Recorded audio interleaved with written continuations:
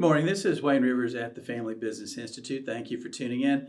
Don't forget about boot camp, which is coming up on October 21st this fall, and I think you'll get a real kick out of it. So check in with Charlotte, and she'll give you the information. This week I want to talk about if you're the lifeblood of your company, you've doomed it to failure. It's a very bold statement, isn't it? It comes from an article from Entrepreneur Magazine, April the 12th of this year by an author, Jeff Mead. And he talks about how those of us who start companies and those of us who end up being at the senior leader level in companies have a really, really hard time letting go. And, we get the question all the time, Wayne, when is the right time to begin succession planning? And I read last week that the time to begin succession planning is the moment you get into that senior leadership position, when you become the CFO, COO, CEO type in your organization. That's when you need to start thinking about succession planning. It's never too late to start. Well, it can be too late to start. It's never too early to start, and unless things are really at a critical juncture, it's never too late to start. Okay, so you've got to start thinking about that plan. If you haven't already, start thinking about it right now. Steve Jobs talked about. He had a quote that's kind of famous, I think, and it's it doesn't make sense to hire smart people and then tell them what to do. The idea is to hire smart people and have them tell you what to do. Jim Collins would say, get the right people on your bus and then let them help you with the direction of the bus. Let them help you drive it. And that I think is a key dictum in business if you want to be successful. Hire really smart people, smarter than you. My wife says it's easy at FBI. But hire people smarter than you and then let them help you steer the bus. It makes so much sense. So I've got 4 tips for how not to try to be the lifeblood of your company, how not to be a bottleneck in your company. The first thing is, I know you're already doing this, but it can't be said often enough, you've got to recruit talent constantly. Even if you don't think you have the capacity or the payroll capacity to get a new person on board, do it anyway. Find a way to build that bench. If you see talent and you have an opportunity to get it in today's marketplace, get it. Get it now. Even if you don't have, Dennis says contractors think they have to be 110% busy 110% of the time. And it would just horrify so many of our members if they thought, oh my gosh, I'm going to hire a $100,000 a year person, but he or she is not going to be supremely busy from the first minute. Forget that old-fashioned thinking. Get that talent on your team, and you'll be glad you did. The second thing is go ahead and plan your vacation. If you can't be away, and when I say away, I mean not checking in by phone and email all the time. If you can't completely disconnect for your company for a week or 2 weeks or a month, you've got a problem. If you're at a point where now you can disconnect for a week, good for you. That's terrific. Make your next vacation, schedule it out for 6 months, 9 months, put it on your calendar, make it sacred, organize it with your family, and block off a 2-week vacation. If you're already at the 2-week stage, block off a 4-week vacation. Leave the country. Go, post-COVID. I think you can even do that now. So leave the country. Go somewhere, and you've really got to disconnect. You've got to be away from the phone. You've got to be away from the email. You've got to be away from the work texts. Disconnect. If your company can't get by without you for a week or a month, how are they going to get by without you for the next 10 years after you're gone? It's just common sense. So go ahead and book that vacation now. And that's your deadline, so you can work back from the deadline. What steps do I need to take to be able to be away from my company for a month? Okay? The third thing is, I know we say this all the time, you've got to have a plan.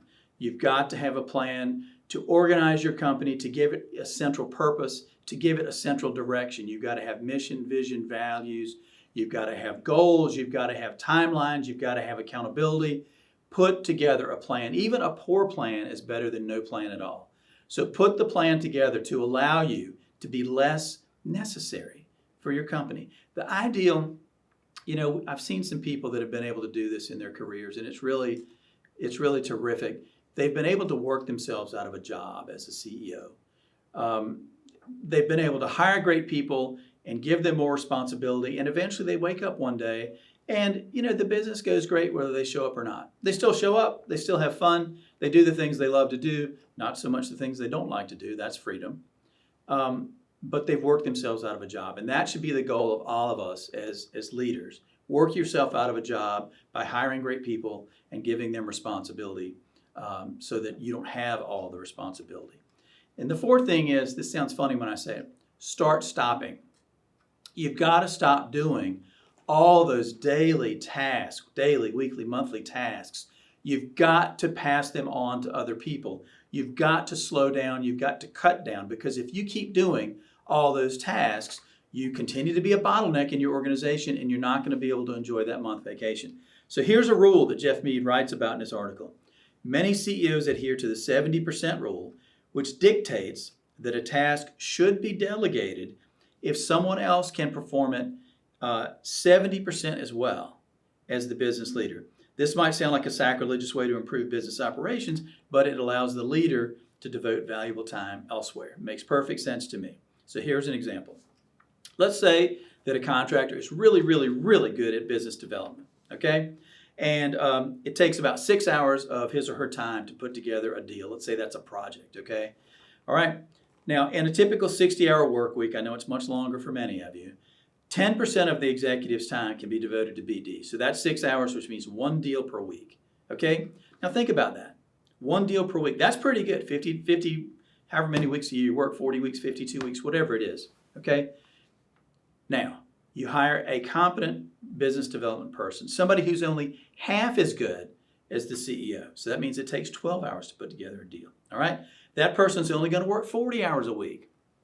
Not quite as driven, perhaps. And let's face it, BD is a very golf and, daytime business-oriented kind of a thing. So 40 hours a week, 60% of this person's time can be devoted to BD, right? Because that's his or her primary function. So that's 24 hours. The person is only half as good as the CEO, but still that means that's 4 times more hours devoted to the task, which means, guess what? 2 deals a month. 2 deals, or 2 deals a week rather, sorry. That's twice as 100% more than the super talented CEO could do. It's basic math. You hire people, you delegate, you give them responsibilities, you give them a narrow framework in which to work, and they produce more results than you can because they can devote more time to the task than you ever could. All right? There's an old commercial when I was a young man, and it said, it takes a tough man to make a tender chicken. I forget what chicken company was selling, but it takes a tough man to produce a tender chicken. And I'm going to say to this audience, it takes a tough person to be critically objective about what you do, when you do it, and how you do it. And if you're holding your company back in this critical analysis, then you are dooming your company to future failure. So take the 4 tips, and I'd like to hear from you. What have you done to be less important to your company and bring other people on and groom them? This is Wayne Rivers at the Family Business Institute. Thank you.